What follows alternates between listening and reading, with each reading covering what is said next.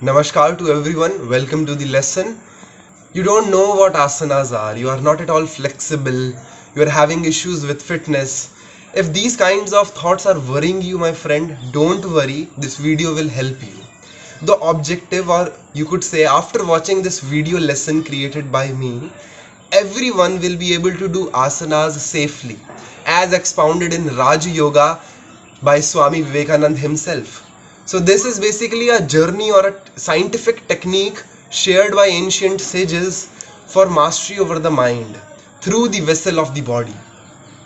There are three principles in foundation of asanas. The three principles are: firstly, we have to go as slow as possible. The second principle is no force but full effort. We should never force any asana. We should always put in a beautiful effort with a beautiful smile. The third principle is we should close our eyes in the final position and try to stay as long as possible. Now with these three principles in mind, we will start the practice, or you could say we will bring principles into practice. Today we will learn Paschimottanasana. The benefits of this asana is it stimulates the back nerves, it helps improve digestion, also removes constipation, and overall energizes the body. There are a few limitations, or some people who should not do this practice are people having recent abdominal surgeries, people having heart ailments, severe heart ailments, and people with lower back problems or spondylitis should avoid this asana. But watch it to get a better understanding how other asanas will work also. So now coming on to the practice. Don't think much, just get onto your mat, straighten your legs, join the feet, and put the phone on the speaker and follow with me. So firstly, the first key point is make sure your spine is erect, chin is parallel to the ground, and eyes on an imaginary point in front of you. Especially as the principal said, we have to close the eyes in the final position and never exert force. Paschimottanasana, I will show you the final position and also how a person with rigid body can also do it. So firstly, with inhalation, we will bring our hands that are on the mat to shoulder level, very slowly and steadily. Inhalation, hands near the shoulder level. Now with further inhalation and palm facing upwards, we will raise our hands above.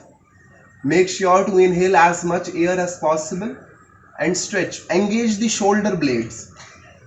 If you want, you can widen your fingers. Now with exhalation, we will start the bend. Make sure the whole back is engaged and you are not hunching the back. With exhalation, move forward and make a hook with your finger and hold the toes. Make sure the knees are not bending, and after holding the toes with continuation of exhalation, try to touch the elbows on the ground and nose on the ground. This is the final position. If you are not able to reach the final position, put in the effort to the maximum level you are able to reach. Don't force yourself to the point of discomfort, but put in the effort. We will stay in the final position, whatever might be the final position. This is also acceptable, but put in the effort for 5 seconds. 1, 2, 3, 4, 5. Now with inhalation, we will slowly release the toes and come up. Key point, do it as slowly as possible. Engage the shoulders, widen the fingers, inhale. Now with exhalation, slowly bring the hands to shoulder level as slow as possible. Close the eyes. And now make sure your hands are well rested on the ground. Now slowly open your eyes. So this was the practice of Paschimottanasana. Now bringing the principles into practice, we saw in the final position or from the start itself, you must close the eyes. Make sure your spine is always straight in asanas. Now the second principle was not to force yourself.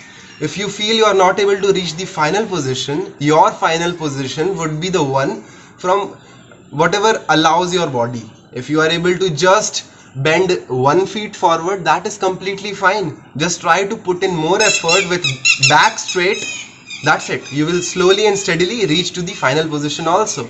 And the third principle was to stay as long as possible with closed eyes. This is very important. One of my gurus said, if you could master only one asana, you can gain siddhi. The position I am sitting in, you could say, is Sukha Asana, a simple sitting posture. If you could just sit for 2 or 3 hours in this asana comfortably with closed eyes, you have mastered the asanas. Asana is not about flexibility, it's not about fancy poses, it's about steadiness, it's about the mental calm and happiness that you experience. There should be a beautiful smile on your face when you practice asana. So these were the principles explained with practice. Other external resources of basic asanas means the instructions for all the asana, Trikonasana, Paschimottanasana will be in the description. I paid 30,000 rupees to get these resources from Bengaluru. So I please request you to go through them. They all are free of cost for you. Go through them, practice these asanas and start the journey of mastery over mind with the body.